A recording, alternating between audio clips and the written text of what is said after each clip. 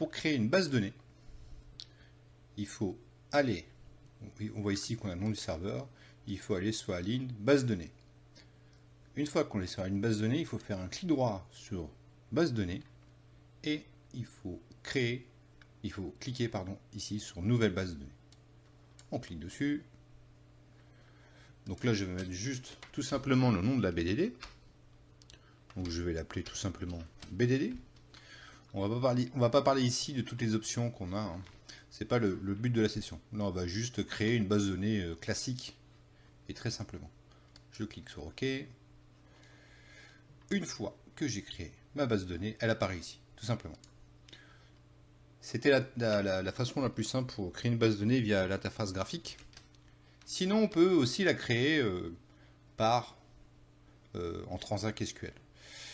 Donc, pour la créer en Transact SQL, il faut cliquer ici sur Nouvelle requête.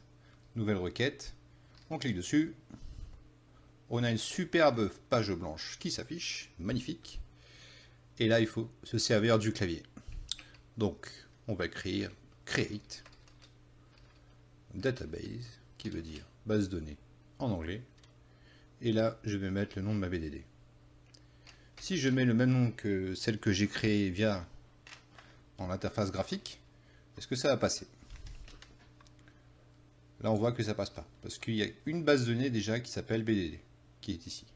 Donc, on ne peut pas créer deux noms, deux mêmes bases de données avec le même nom sur la même instance SQL.